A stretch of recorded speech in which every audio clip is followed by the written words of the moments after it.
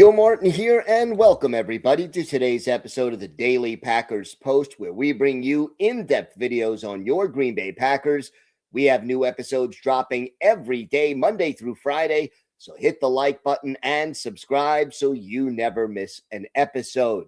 Visit our website at thepackerspost.com for in-depth articles on your Green Bay Packers. Today, we take a look at the Packers' backup quarterback situation. It has obviously changed, and the big question is, how will GM Brian Gutekunst handle it this offseason? Backup Malik Willis signing in free agency with the Miami Dolphins, and now he will be most likely their starter in 2026. And in the last 2 years, Willis provided the Packers with outstanding backup quarterback play. He led the team to some key victories in both 2024 and 2025 when Jordan Love was injured. And now Green Bay has to find a new backup before the start of the 2026 season. But part of the question is, do they have a legitimate candidate on their roster now, or do they have to look elsewhere? There are two candidates on the present 90-man roster. The first is former Falcons starter Desmond Ridder. He would be the favorite of the two if you were handicapping this race. And the former University of Cincinnati star, a third-round draft pick by the Atlanta Falcons back in 2022. He started 17 games in 2 seasons with Atlanta, including 13 starts in 2023. Had one more start last year with the Raiders. His career statistics: a 63.6% completion percentage, and a total of 16 touchdowns and 14 interceptions. His career record as a starter: 8 wins, 10 losses. Now, most NFL scouts would probably consider Ridder a solid backup, but not a very good starter. He doesn't have an elite arm, but he is an accurate quarterback on short and intermediate passes. Has good height at 6'4" and is fairly mobile, but that lack of a cannon for an arm is why he fell to the third round and why he probably has been up and down at best, inconsistent at best, when he had chances to start in the NFL. The other option on the roster right now is Kyle McCord. Now, he is a Syracuse alum, has yet to take a snap in a regular season NFL game. He was undrafted last year out of Syracuse. The Eagles signed him, and he made their practice squad last year, but shortly after their playoff loss in January, the Eagles released him. The Packers signed him quickly as soon as he became available.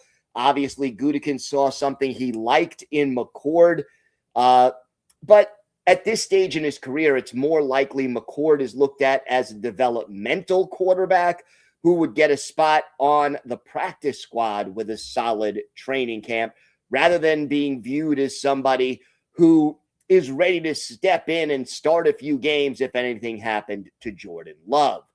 Now, neither McCord nor Ridder would be considered an upgrade over Malik Willis. Let's face it, Willis was one of the best, if not the best, backup quarterback in the NFL last year, and the Packers probably don't make the playoffs in 2024, especially without the contributions of Malik Willis.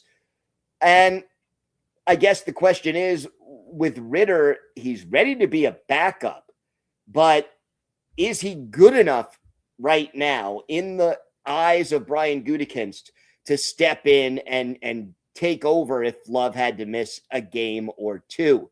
Now, I still think it is likely that Gutekunst brings in some more competition at quarterback before the start of training camp.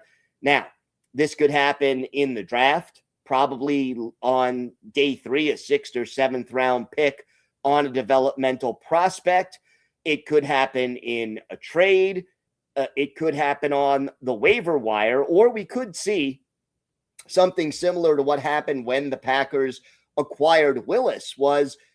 They went in with their regular quarterbacks, or the quarterbacks already on the roster throughout training camp and the preseason, did not feel confident in either of the backups on the roster's ability to step in as backups, and then they made a trade after the preseason, but before the start of the regular season, to add Willis for a 7th-round pick. Now, there have been some rumors that the Packers may be interested in Colts' former first-round pick, Anthony Richardson, who requested a trade last month, but I doubt that Gutekunst would be eager to part ways with a draft pick. He may try to wait it out and see if the Colts release him, knowing that basically quarterbacks would love to play under Matt LaFleur, who has a reputation as doing a good job of developing quarterbacks. See Malik Willis, for example. And maybe that would help attract Richardson or some other recently released player to Green Bay if and when they become available. And that way you don't have to give up a draft pick. We could also see them sign an undrafted free agent as well. Lots of options on the table for Gutekunst, and it'll be interesting to see what move he makes. I do expect at least one other player to be invited to training camp in some way, shape, or form before it gets underway. And it is entirely possible that the 2026 Packers backup quarterback is not on the roster right now. If it is, it's most likely going to be Riddick, but we'll see how that all plays out. Don't forget to visit our website at thepackerspost.com for in-depth articles on your Green Bay Packers. Here on YouTube, hit the like button and subscribe so you never miss one of our episodes.